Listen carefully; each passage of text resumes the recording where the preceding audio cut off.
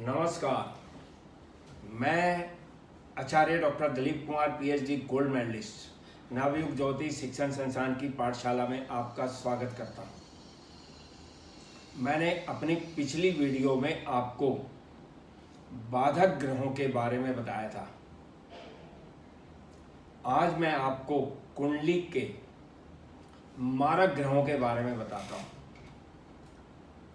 मारक भावों के स्वामी को मार्केश कहते हैं और मार्केश अपनी महादशा अंतर्दशा में जातक को शारीरिक कष्ट देता है, मानसिक पीड़ा देता है, हेल्थ प्रॉब्लम हो जाती है, एक्सीडेंट, अपयश, मित्रों से या परिवार के सदस्यों से धोखा मिलने की संभावना भी बढ़ जाती है, हार्ट प्रॉब्लम भी हो सकती है। मार्केश की महादशा और अंतर्दशा में मृत्यु तुल्य कष्ट होता है। यदि अंतिम आयु खंड में हो और दशाओं भी त्रिक भावों के स्वामी या कोई हो तो मृत्यु भी हो सकती है। वैदिक ज्योतिष में बहुत सी विधियां होती हैं जिसके द्वारा जातक की मृत्यु का समय का पता लगाया जा सकता है, लेकिन शास्त्रों में मृत्यु के बारे में जातक को नहीं बताना चाहिए। परंतु कई लोग अनेक कारणों से पूछते हैं कि मेरी मृत्यु कब होगी। बताना नहीं चाहिए, लेकिन एस्ट्रोलॉजर ज्योतिष कैलकुलेट कर लेता है। लगन लग्नेश, अष्टम भाव अष्टमेश यदि बली हो तो जातक दीर्घायु होता है। लेकिन मार्केश की महादशा और अंतर्दशा में अनेक प्रकार की शारीरिक और मानसिक प्रॉब्लम जरूर होती हैं। कुंडली में छठा भाव, आठवां भाव, 12वां भाव और तीसरे भाव के स्वामी पापी ग्रह होते हैं, फंक्शनल मैलेफिक प्लैनेट होते हैं। यदि इनका संबंध शनि से हो तो शनि मुख्य कारक बन जाता है, मारक सबसे अधिक वही बन जाता है। और शनि यदि 8th लॉर्ड हो या 23 भाव का स्वामी हो तो उसके अंदर मारक क्षमता अधिक होती है, क्योंकि शनि मृत्यु का कारक ग्रह है। ऋषि पराशर जी के अनुसार जातक की 20 वर्ष तक की आयु पर विचार नहीं करना चाहिए, क्योंकि 20वें वर्ष तक बच्चे की माता, बच्चे के पिता या बच्चे के अपने पूर्व जन्मों में किए गए पाप कर्मों की सजा के कारण मृत्यु होती है।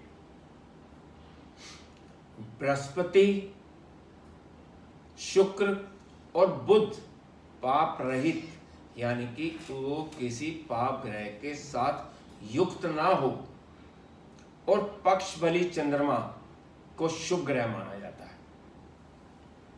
सूर्य को क्रूर ग्रह कहते हैं। मंगल, शनि, राहु और केतु अशुभ ग्रह है।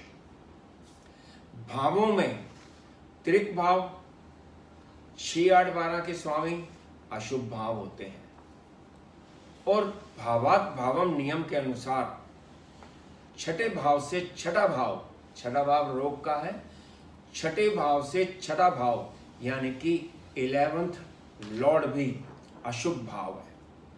अपने महादशा अंतर्दशा में लाभ जरूर देता है, लेकिन 11th लॉर्ड अशुभ भाव है और उसकी महादशा अंतर्दशा में भी जातक को शारीरिक मानसिक कष्ट होते हैं। इसी प्रकार 8वां भाव मृत्यु का भाव है और भावात भावम नियम के अनुसार 8वें से 8वां यानी कि तीसरा भाव, 3rd हाउस भी अशुभ भाव होता है। अब 8वें से 12वां 7वां भाव, 8वें से 12वां 7वां भाव और तीसरे भाव से 12वां भाव यानी कि दूसरा भाव, ये दोनों मारक भाव होते हैं। तो कुंडली के मारक भाव हो गए 7वां भाव और दूसरा भाव, इनके स्वामियों को मार्केश कहते हैं।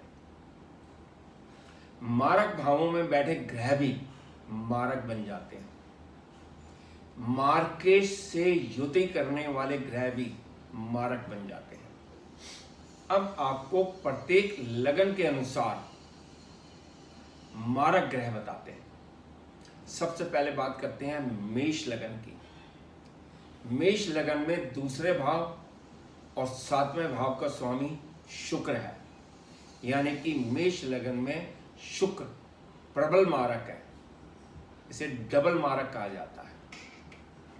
वृष लगन में मंगल मार्केश है, मिथुन लगन में गुरु मार्केश है, कर्क लगन में शनि मार्केश है, सिंह लगन में शनि मार्केश है, कन्या लगन में गुरु मार्केश है, तुला लगन में मंगल प्रबल मारक है, 2 अशुभ भावों का स्वामी होने के कारण।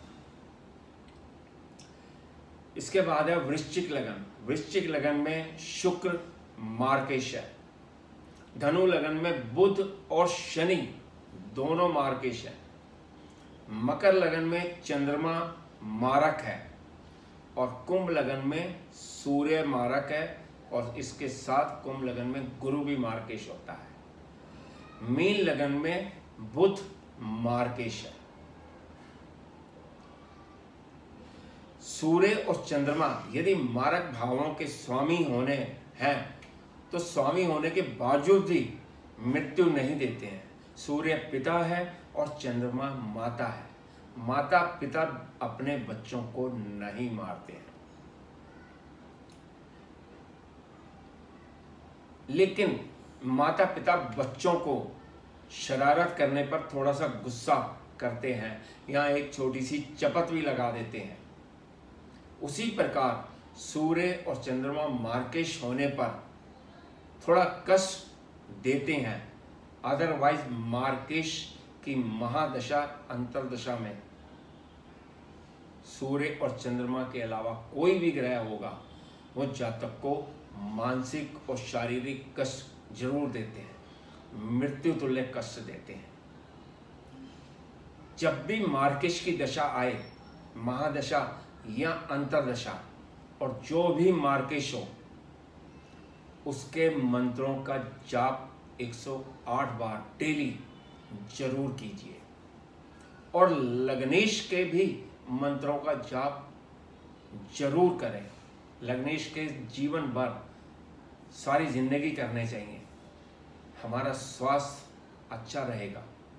लग्नेश के मंत्रों के जाप से हमारी बॉडी की इम्यूनिटी बढ़ जाती है।